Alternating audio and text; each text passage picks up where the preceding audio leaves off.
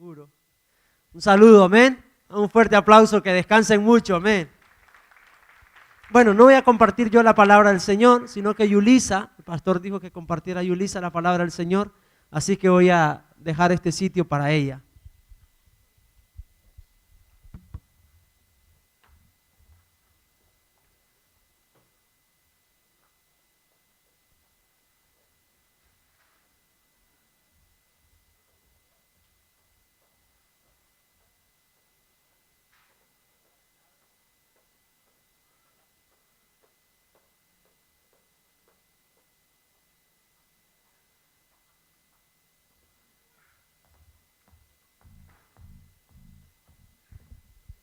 Bendiciones, hermanos.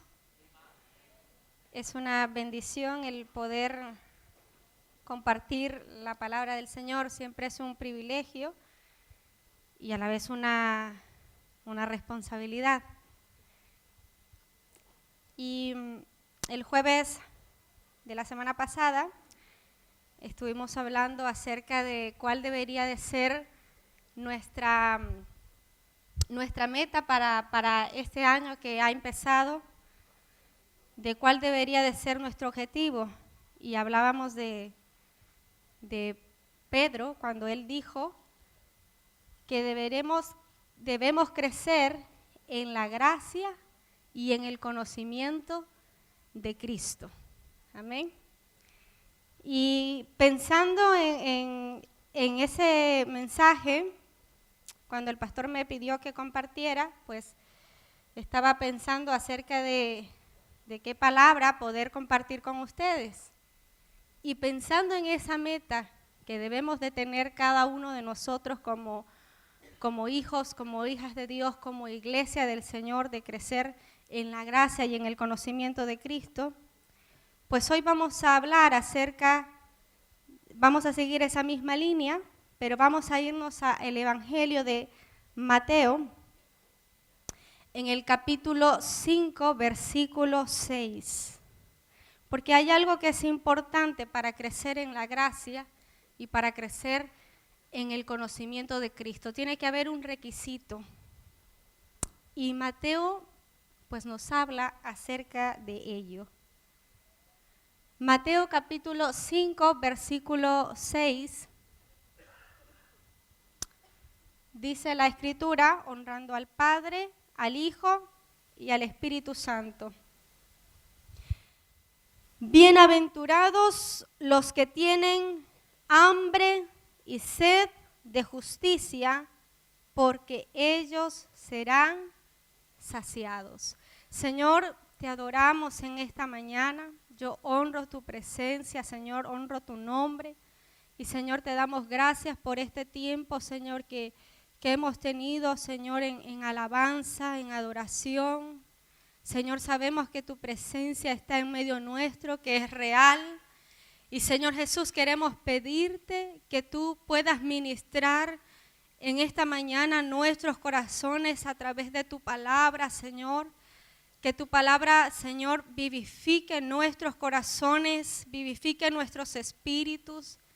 Señor, que esta palabra quede atesorada en cada uno de nuestros corazones. En el nombre maravilloso de Jesús. Amén.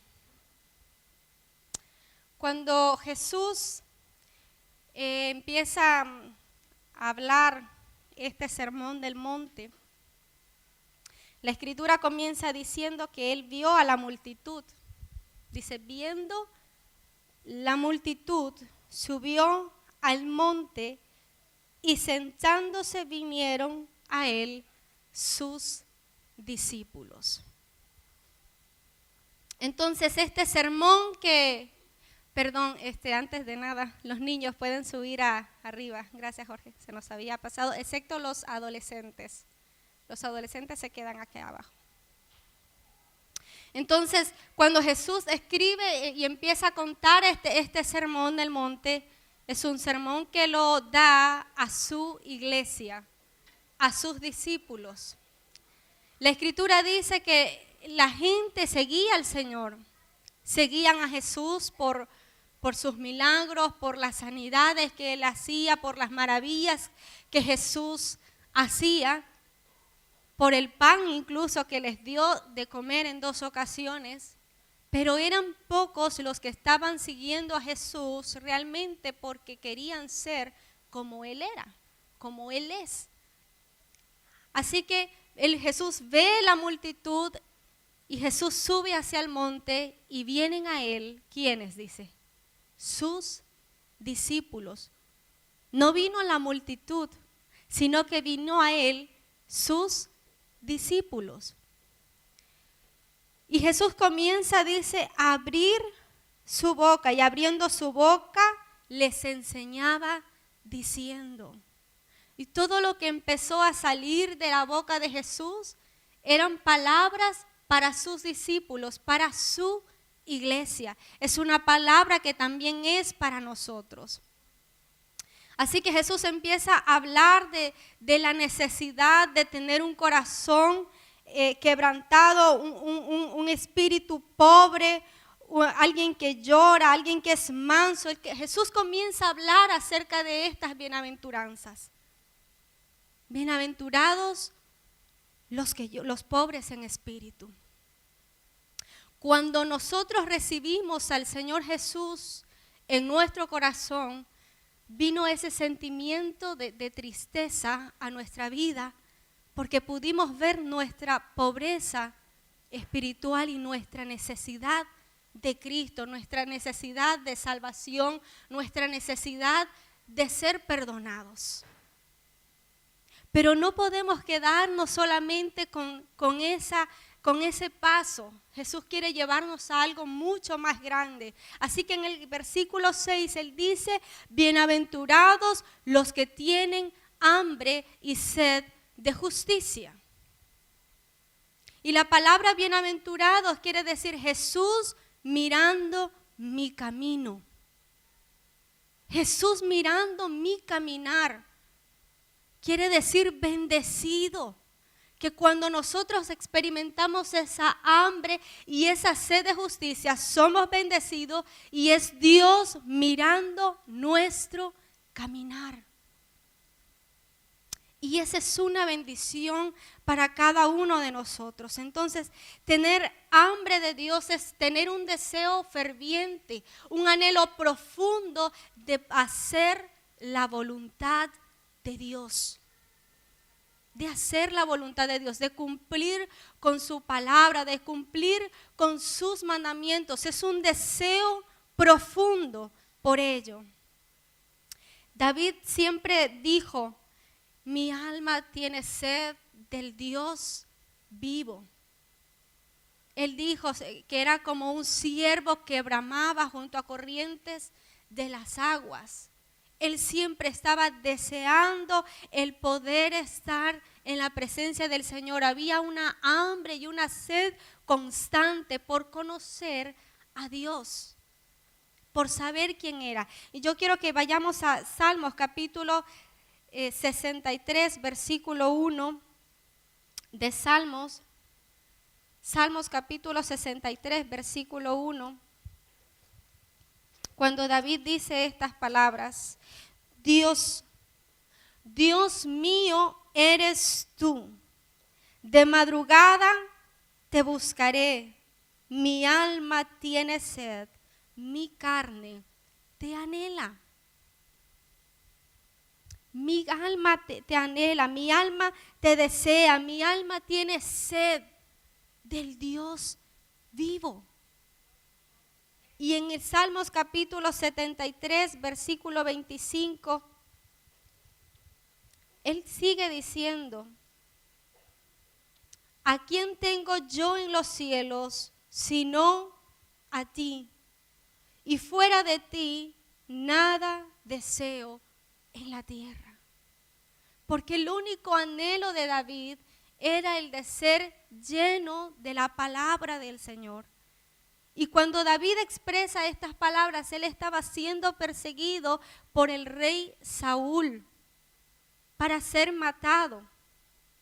Y en medio de toda esta circunstancia, en medio de estos problemas, David tiene una sola preocupación. el de ser saciado, el de ser llenado de la palabra y de la presencia del Dios vivo. Esa es su única preocupación. Porque David había entendido que Dios lo era todo, que si tenía a Dios lo tenía todo. Ya no importaba su vida, sino que lo que a él le importaba era el de ser lleno de la presencia del Señor. Isaías capítulo 26, versículo 9. Isaías 26, 9, la escritura dice: con mi alma te he deseado en la noche. Con mi alma te he deseado en la noche, y en tanto que me dure el espíritu dentro de mí, madrugaré a buscarte. Nosotros como iglesia deberíamos de tener también este deseo del que está hablando el profeta Isaías. De madrugada te buscaré, donde todo está en silencio, donde todo está en quietud. Isaías está diciendo: de madrugada yo voy a levantarme temprano para buscarte. Y dice: mientras yo esté vivo, mientras pueda respirar, mientras haya espíritu en mí, Isaías se había propuesto algo: yo madrugaré a buscarte. ¿Y por qué Isaías dice esto? Porque tenía hambre y sed de justicia. Las demás cosas no importaban, lo que pensaran de él no importaba. Todo lo que él estaba pasando no importaba. Él tenía un único deseo: buscar el rostro del Señor. Madrugaré, buscaré tu rostro. Entonces debemos de desear saber cuál es la voluntad de Dios y hacer la voluntad de Dios. No es necesario que alguien nos esté motivando a cada momento. Es algo que tiene que nacer de nuestro corazón, de una relación personal con Dios, y decir: yo voy a hacerlo. Así como Isaías lo dijo: yo quiero hacerlo, yo quiero levantarme cada día para buscar tu rostro, para buscar tu presencia, porque quiero crecer en el conocimiento y la gracia de Dios, porque quiero crecer en mi relación con el Señor. Ahora yo quiero que vaya conmigo a Mateo capítulo 13.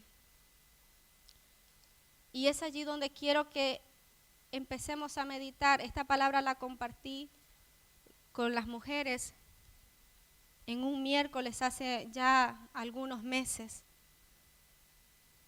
Y por cierto, me tomo el atrevimiento para decirles a las mujeres: este miércoles tenemos reunión. Si hay hambre y sed de justicia, si hay deseo de obedecer y de hacer la voluntad de Dios, a las 7:30 el miércoles. Mateo capítulo 13, versículo 44 al versículo 46. Mateo 13, 44 al 46.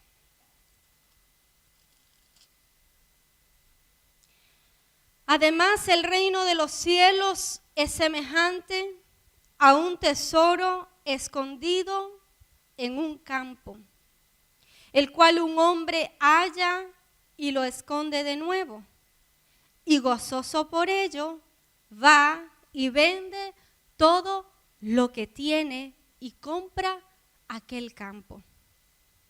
También el reino de los cielos es semejante a un mercader que busca buenas perlas, que habiendo hallado una perla preciosa, fue y vendió todo lo que tenía y la compró. Cuando nosotros hemos nacido de nuevo,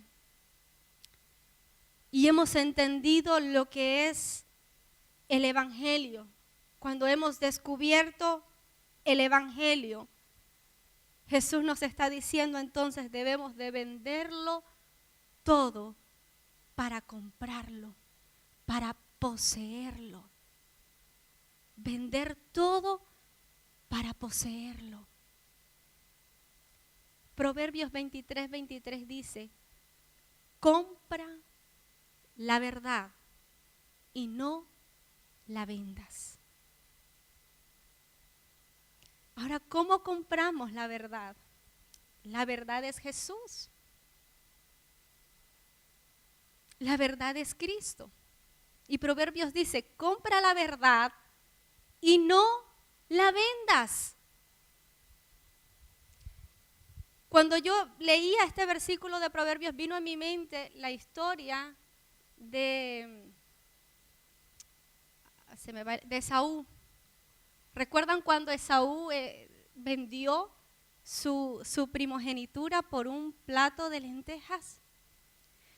A veces nos pasa eso. Nos pasa a veces a todos. Tenemos la verdad y la vendemos.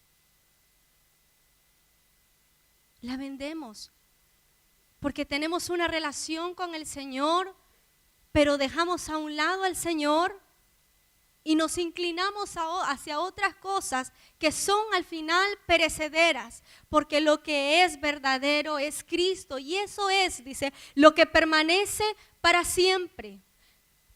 Compra la verdad y no la vendas. Entonces, ¿qué es lo que está escondido cuando Jesús empieza a hablar acerca de estas dos parábolas? Jesús es la perla de gran precio. Y es el tesoro que está escondido en el campo. Es algo que pareciera que lo sabemos todos cuando leemos acerca del tesoro escondido y de la perla de gran precio. Pareciera que es algo que está allí y lo sabemos. Pero Jesús está diciéndonos algo mucho más profundo que solamente los que tienen hambre y sed de justicia podrán encontrar, podrán hallar.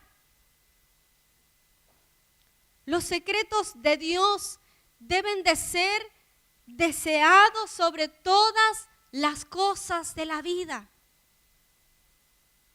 Deben de ser deseados. Jeremías dijo, clama a mí y yo te responderé y te enseñaré cosas grandes y ocultas que tú no conoces. Clamor, humillación, quebrantamiento, deseo es necesario para poder encontrar los tesoros que Dios tiene en su palabra. Pero algo que nos ha afectado en las iglesias a nivel mundial es que hemos llegado a un momento de conformidad y no estamos profundizando en la vida de Jesucristo. Proverbios capítulo 3, versículo 32 dice, su comunión íntima es con los justos. Su comunión. Cuando hay una comunión no hay secretos. No hay secretos. Si su comunión íntima es con los justos. Otra versión, en la versión actual dice, su secreto es con los justos. Significa que no todos están sabiendo los secretos de Dios. No todos están conociendo los secretos de Dios. ¿Y quiénes, dice, van a conocer estos secretos? Jesús lo dijo, los que tienen hambre y sed de justicia. Los que tienen hambre y sed de justicia. La salvación es algo que Dios nos ha dado y es gratuita. Y gloria a Dios por ello. Pero no podemos quedarnos con el solo hecho de decir de que somos salvos.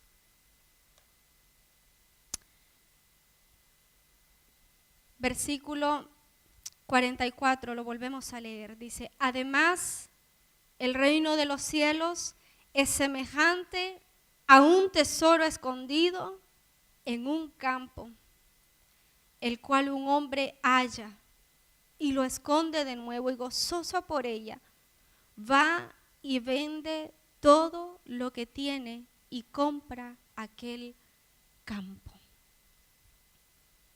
Ahora, ¿quién es el campo? ¿A qué representa el campo? El campo es la iglesia. El campo es el mundo cristianizado. Ese es el campo. Y el hombre dice que está trabajando, pues representa a todos los que sirven a Jesús. A todos los que sirven a Cristo. Así que este hombre dice, se ha enterado de que en ese campo, que en ese lugar hay un tesoro escondido. Hay un tesoro, él se ha enterado de eso. Alguien le ha dicho que en ese campo hay un tesoro escondido. Miren lo que dice Colosenses capítulo 2, versículo 3. Si me ayudan en la pantalla, por favor. Colosenses capítulo 2, versículo 3. Miren lo que dice en cuanto a ese tesoro. En quien están escondidos todos los tesoros de la sabiduría y del conocimiento. Entonces, ¿quién es el tesoro? Es Jesús. En Él dice, en quien están escondidos todos los tesoros de la sabiduría y del conocimiento. Así que este hombre que está sirviendo a Jesús se ha enterado de que en el campo hay un tesoro y comienza a cavar, a profundizar, que pasa días, semanas, meses, años intentando encontrar con anhelo, con deseo ferviente de encontrar ese tesoro, de encontrarlo. Así que este hombre que está trabajando es cada hijo, cada hija de Dios, cada niño inclusive que tiene un deseo profundo de obtener ese tesoro, de tenerlo. Mateo 13:35 dice la Escritura: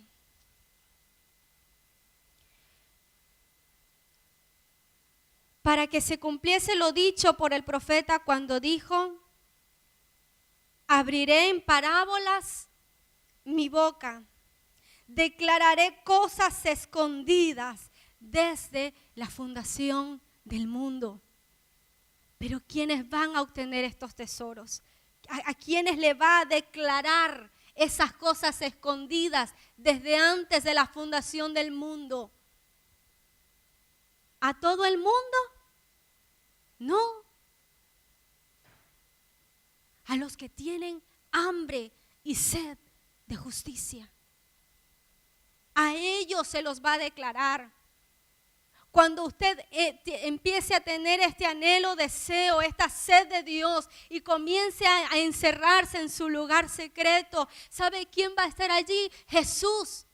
Y Él va a abrir su boca y va a declararte sus tesoros, sus secretos que estaban ocultos desde la fundación del mundo. Entonces vendrá el rema de Dios. Entonces abrirás las escrituras y las escrituras van a venir hacia ti y recibirás revelación de Dios. Pero cuando hay hambre y sed de Dios, de su justicia, de su palabra, de su santidad, hambre y sed de Él. Así que a este hombre dice, no le importa cuánto tiempo va a gastar. No le importa cuánto tiempo pasará cavando y cavando, pero él tiene un deseo, encontrar el tesoro. A veces pretendemos que vamos a ser más santos o conocer más con orar los martes, los pocos que vienen, o con orar en nuestros hogares 1 hora o media hora o 10 minutos. No, es algo que más profundo. Hay que tener hambre y hay que tener sed y hay que ser persistentes, persistir, cavar hasta encontrar el tesoro. ¿Cuánto tiempo pasará? Quizás serán años, pero debemos de tener ese anhelo ferviente de decir, yo quiero encontrar ese tesoro. Lo quiero. Y el tesoro que está buscando no es otro que Cristo. El tesoro es Cristo. Pero a veces nos hemos vuelto tan religiosos que venimos a las reuniones, nos conformamos con lo que escuchamos, pero no conocemos el tesoro. No somos capaces de entender qué es lo que tenemos en este vaso de barro. No somos capaces de valorar lo que tenemos a Cristo, el tesoro. Pero pocos son los que están encontrando este tesoro. Así que dice que cuando este hombre finalmente encuentra el tesoro, lo que él hace es que lo esconde inmediatamente. Lo esconde, no quiere que nadie se lo quite. Lo quiere para él. Lo esconde. Miren Gálatas capítulo 1, versículo 15 al 17. Si se acuerdan de la historia cuando Pablo, él tiene una revelación del Señor. Y Gálatas nos habla cuando él se encuentra con ese tesoro, cuando él lo halla. En Gálatas capítulo 1, versículo 15 al versículo 17. Pero cuando agradó a Dios, que me apartó desde el vientre de mi madre y me llamó, dice, por su gracia, revelar a su Hijo en mí, para que yo lo predicase entre los gentiles. Y dice, no consulté enseguida con carne y sangre, ni subí a Jerusalén a los que eran apóstoles antes que yo, sino que fui a Arabia y volví de nuevo a Damasco. Cuando Pablo tiene esa revelación de Jesucristo, él no se llenó de orgullo. Él no le dijo a todo el mundo, ¿sabes? Yo tengo una revelación de Dios, he encontrado el tesoro. No, él se fue al desierto. Se fue al desierto y pasó allí a solas con ese tesoro. ¿Sabe? Eso nos habla de la necesidad que tenemos nosotros, ya que tenemos ese tesoro en vasos de barro. Pasar a solas con Él, pasar a solas y permitir que podamos entender el valor de ese tesoro. Y Pablo hizo eso, él se apartó porque quería conocer y recibir aún más de la revelación de Cristo. En otras palabras, Pablo estaba diciendo, yo vendo todo porque quiero comprar ese campo, yo quiero ese tesoro. En otras palabras, Señor, yo rindo mi carácter, yo rindo mi voluntad, yo rindo mi tiempo, yo rindo toda mi vida, rindo todo mi corazón con tal de que tú me vendas ese tesoro. Con tal de que tú me lo des, yo te doy mi vida a cambio de ese tesoro. Pero ¿cuántos estamos dispuestos a hacerlo? Pablo lo hizo Por eso Pablo dice, ya no vivo yo, mas Cristo vive en mí. Por eso Pablo dice en Efesios, lo que antes para mí era bueno, ahora lo tengo por basura para ganar a Cristo.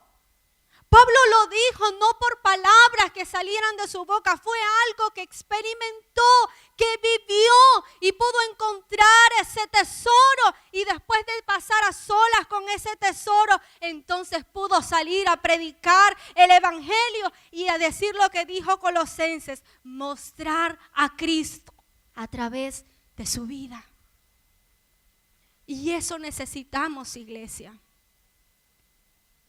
Porque Dios desea revelarnos sus secretos. Es para nosotros, para los que tienen, dice, hambre y sed de su justicia. Así que dice, el trabajador del campo vende todo lo que tenía. Es un comerciante, él hace, antes no era moneda, se hacía un trueque, un intercambio de bienes y servicios. Yo te doy esto y tú me das lo otro. Miren lo que dice Filipenses capítulo 3, versículos 7 al 8. Lo que estamos buscando no puede ser comprado. No podemos comprarlo con dinero.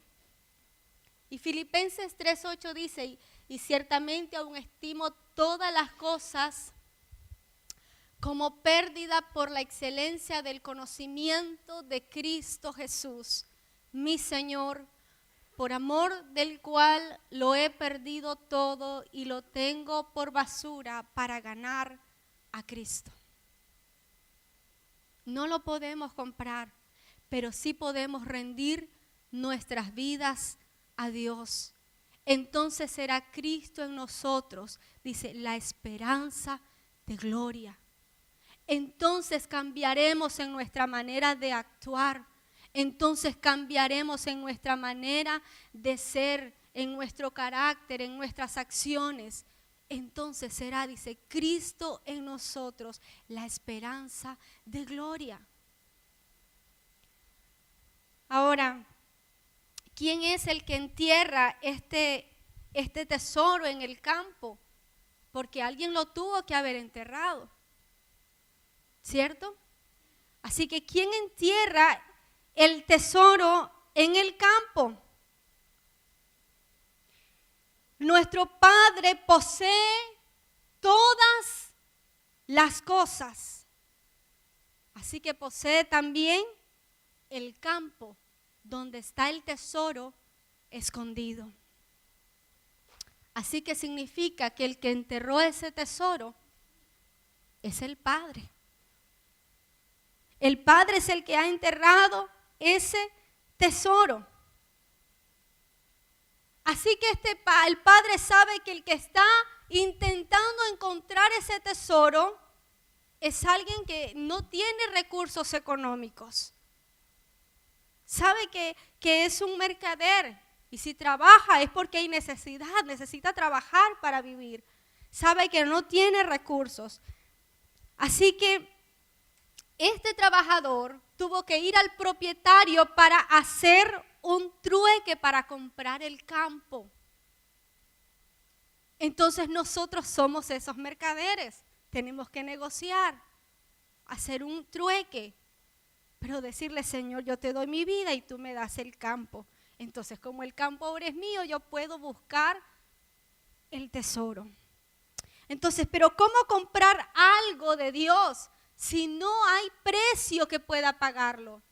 No hay precio. Isaías dice en el capítulo 55, a todos que los sedientos, venid, comprad sin dinero y sin precio vino y leche. No hay valor para ello. No podemos comprar para obtener ese tesoro. Podemos ir a los mejores institutos bíblicos, podemos escuchar los mejores sermones de los grandes predicadores del mundo, pero nada de eso podrá hacer que podamos ganar a Cristo. Nada de eso podrá hacer que tengamos el tesoro escondido. Tenemos que ir al Padre y decirle, Padre, pues yo rindo mi vida a cambio de ese tesoro. Y Pablo ganó al Señor, Pablo experimentó a Cristo. Él salió de aquel desierto de Arabia en completa posesión del tesoro. ¿Cuántos de nosotros podemos decir, yo tengo a Cristo por completo en mi vida? Porque Cristo desea eso de nosotros, que nosotros lo poseamos, que nosotros lo ganemos. Pero solamente los que tienen hambre y sed de justicia experimentarán esto. Versículo 46 de Mateo. Él sigue diciendo, el versículo 45, perdón. También el reino de los cielos es semejante a un mercader que busca buenas perlas, que habiendo hallado una perla preciosa, fue y vendió todo lo que tenía y la compró. Jesús es la perla de gran precio. Y esa perla de gran precio es encontrada por un mercader. El mercader la encuentra. Y es una perla muy costosa.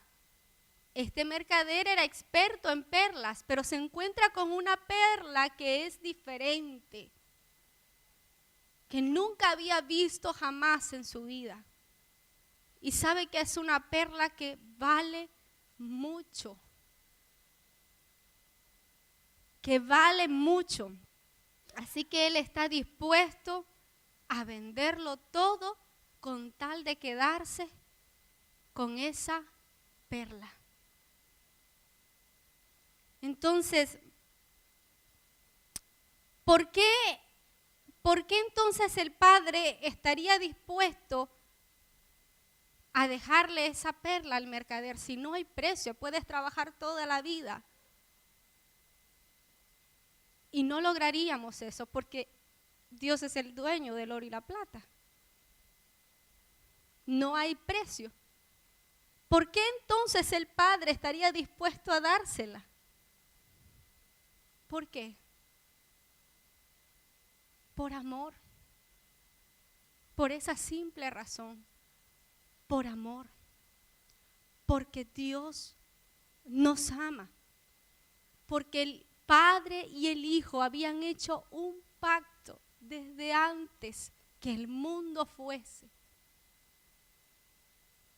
Porque el Padre y el Hijo hablaban y decían, pues mira, vamos a hacer al hombre a nuestra imagen, a nuestra semejanza. Tendremos comunión con él, pero van a pecar.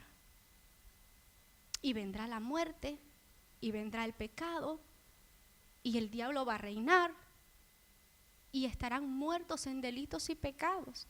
¿Qué vamos a hacer?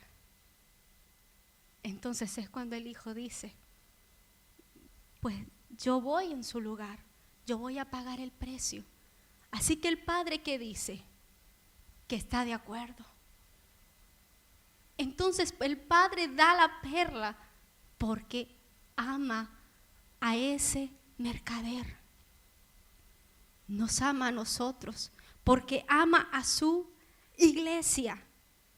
Entonces Pedro ahora estaba hablando del alto precio de este regalo. Este regalo vale la sangre de Cristo Jesús derramada en la cruz del Calvario. Y la perla de gran precio estaba allí en medio de ellos. Jesús les estaba diciendo a sus discípulos, yo soy el tesoro escondido, yo soy la perla de gran precio. Y Jesús estaba diciendo, si ustedes quieren tenerme, tienen que darlo todo. Y el pueblo judío conocía muy bien la ley.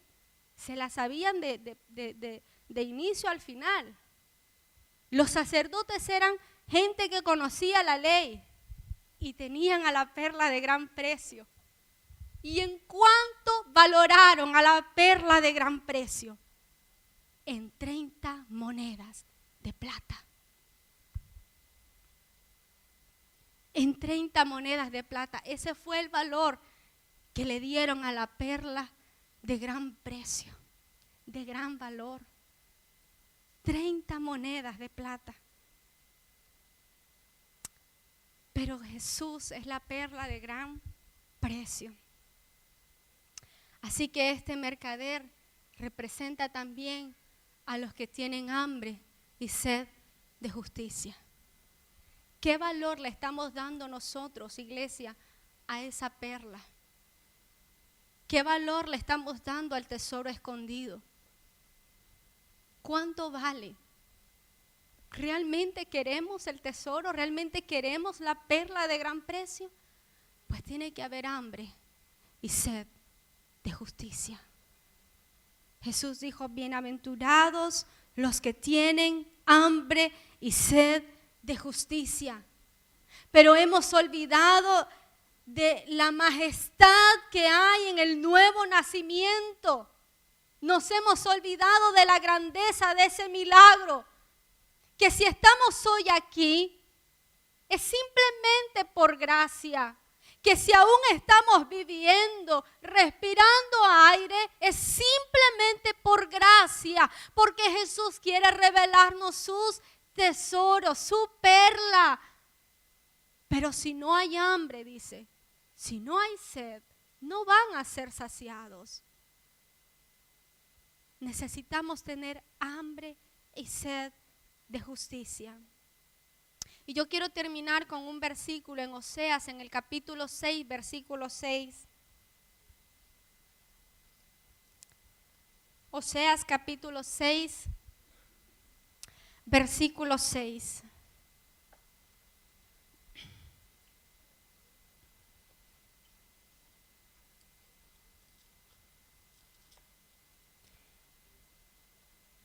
Dice, porque misericordia quiero y no sacrificio, y conocimiento de Dios más que holocaustos. La Nueva Versión Internacional dice de la siguiente manera: quiero que me demuestren amor,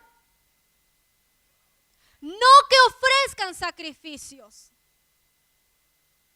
más que ofrendas quemadas. Quiero que me conozcan. Eso es lo que dice el Señor. Más dice, quiero que me demuestren amor, no que me ofrezcan sacrificios, más que ofrendas quemadas. Dice, quiero que me conozcan. Iglesia del Señor, el Señor quiere, dice, que le conozcamos. Que conozcamos quién es Jesús, quién es la perla de gran precio, quién es el tesoro escondido. Bienaventurados los que tienen hambre y sed de justicia. Señor, te adoramos y te exaltamos, Señor. Y Señor, te pedimos perdón. Te pedimos perdón, Señor, cuando no hemos valorado la perla preciosa que tú nos has dado por gracia. Gracias, Señor, porque te nos has revelado, Señor, a nuestras vidas. Si estamos aquí es solo gracias, Señor, no porque seamos buenos o mejores, ha sido tu gracia. Y Señor, te pedimos perdón cuando hemos dejado de tener hambre, cuando hemos dejado de tener sed de ti, cuando hemos descuidado nuestro tiempo de intimidad contigo, de meditación en la palabra, Señor. Cuando tú dices que Tú quieres darnos a conocer esos misterios que estaban escondidos desde antes de la fundación del mundo. Señor, te pedimos perdón, Jesús. Queremos pedirte que tú produzcas en nosotros como iglesia, Señor, esa hambre y sed de ti, Señor. Hambre y sed de tu justicia, hambre y sed de tu santidad, hambre y sed de tu verdad, hambre y sed de ti, Señor, de Cristo.